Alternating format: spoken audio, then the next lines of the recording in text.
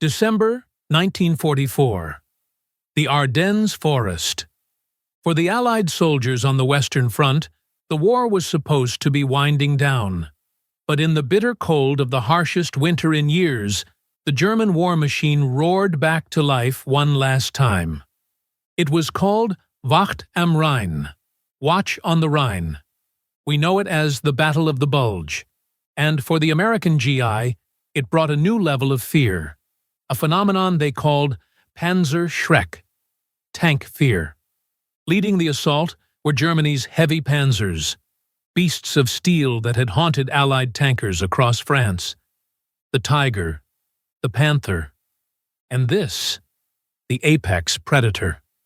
A 77-ton monster of sloped armor and devastating firepower.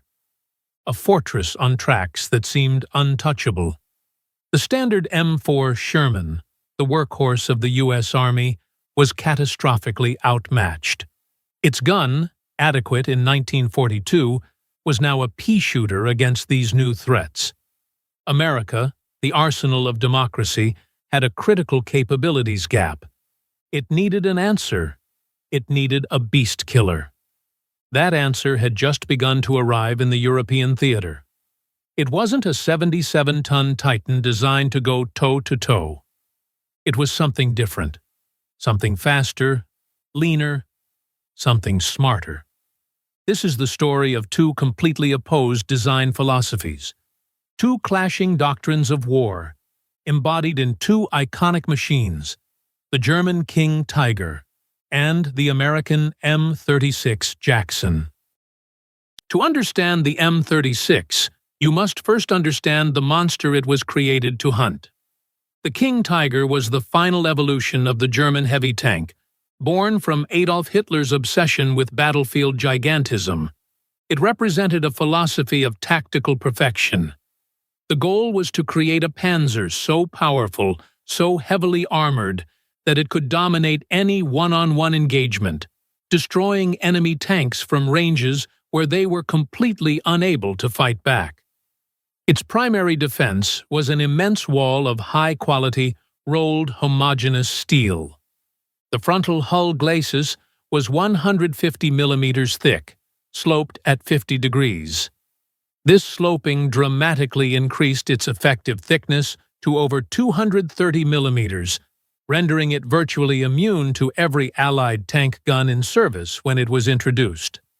The turret face was a near-vertical slab of 185 millimeter steel. There is no verified combat record of a King Tiger's frontal hull armor ever being penetrated by an Allied tank during the war. Its sword was the legendary 8.8 centimeter KWK-43, an anti-tank gun designated L71. The L71 designation means the barrel was 71 times longer than its caliber, resulting in enormous muzzle velocity, over 1,000 meters per second for its standard armor-piercing round. This high-velocity rifle could kill an M4 Sherman from over 2.5 kilometers away, long before the Sherman's crew even knew they were in danger. It was, arguably, the most formidable anti-tank weapon to be mounted on a production vehicle during the entire war. The American approach was fundamentally different. It wasn't about building an invincible land battleship, it was about solving a problem. The U.S. Army's armored doctrine had a separate branch, the Tank Destroyer Command. Their motto was seek, strike, and destroy.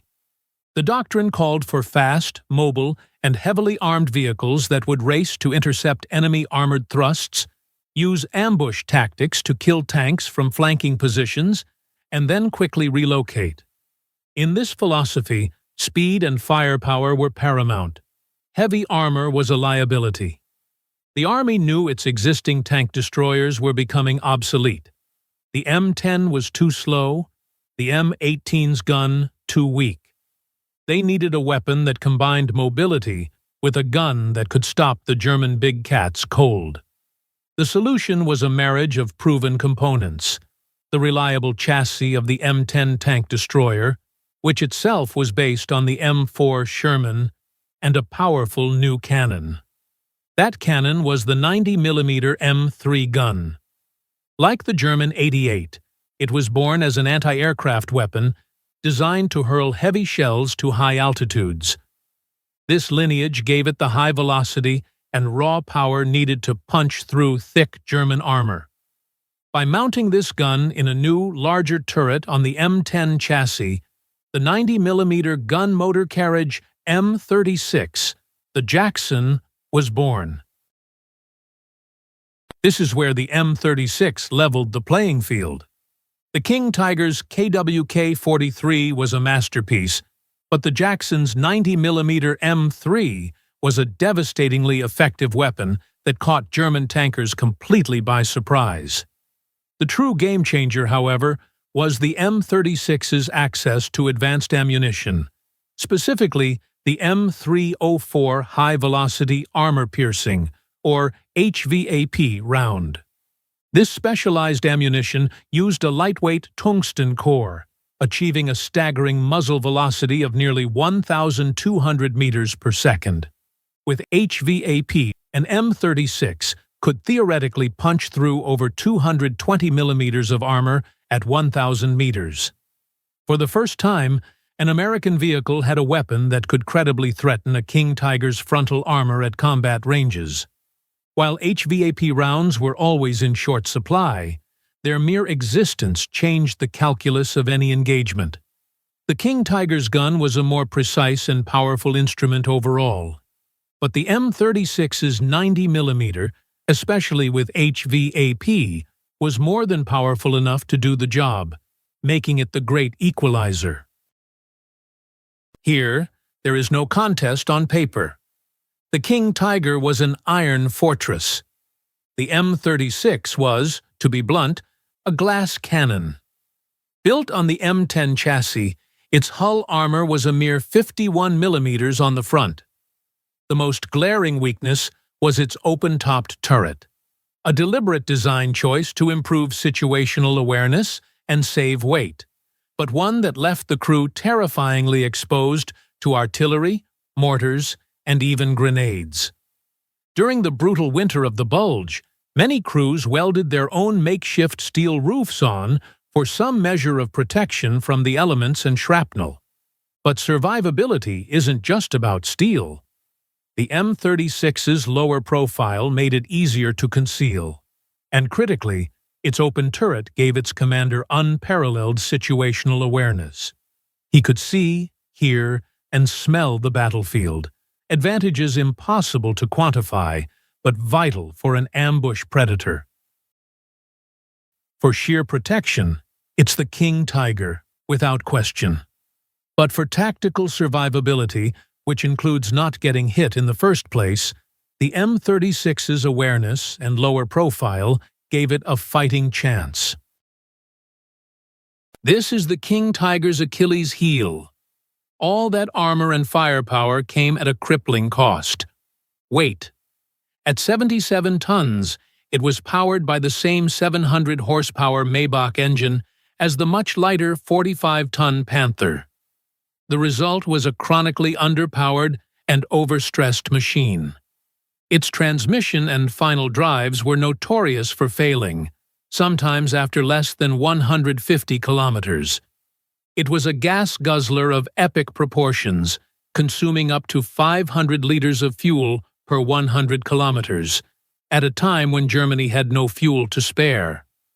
Countless King Tigers were lost not to enemy action, but were simply abandoned and destroyed by their own crews when they broke down or ran out of gas. The 32-ton M36, in stark contrast, was a paragon of reliability. Based on the mass-produced and mechanically mature Sherman chassis, it was easy to maintain, and the vast American logistical network ensured a steady supply of spare parts. It could hit a top speed of 48 kilometers per hour, allowing it to rapidly deploy to crisis points, execute its shoot-and-scoot ambushes, and keep pace with advancing infantry. An overwhelming, decisive victory for the M36. The most powerful tank in the world is strategically useless if it can't get to the battle. or stay in the fight. So, which was better?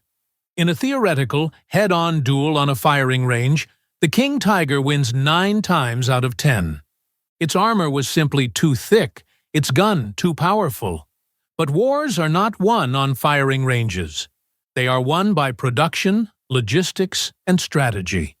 And here, the King Tiger was a strategic failure. Germany built fewer than 500 King Tigers. They were an exquisite, over-engineered wonder weapon that consumed immense resources for very little strategic gain. The United States produced over 2,300 M36 Jacksons.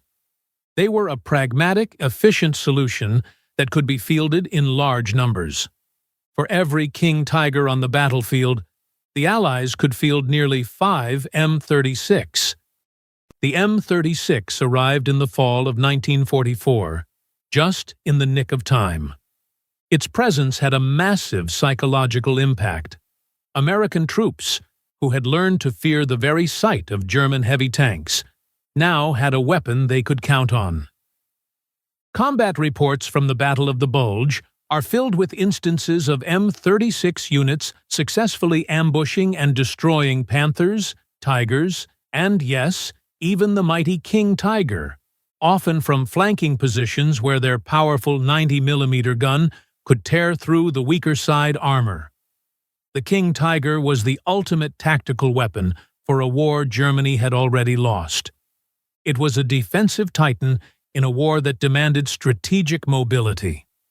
The M36 Jackson was the perfect strategic weapon for the war America was winning. It wasn't designed to be the best tank, it was designed to kill the best tank. And in the brutal, unforgiving calculus of total war, the reliable, mass-produced, purpose-built Kingslayer will always triumph over the temperamental, strategically insignificant King. The story of the M36 and the King Tiger is a stark lesson in military design. Is it better to build a handful of perfect weapons, or an army of very good ones? What do you think would have happened if Germany had used its precious resources to build thousands more of the proven and reliable Panzer IVs instead of a few hundred King Tigers? Let us know your thoughts in the comments below. And for more deep dives into the machines of war, make sure to like this video, subscribe to the channel, and hit the notification bell.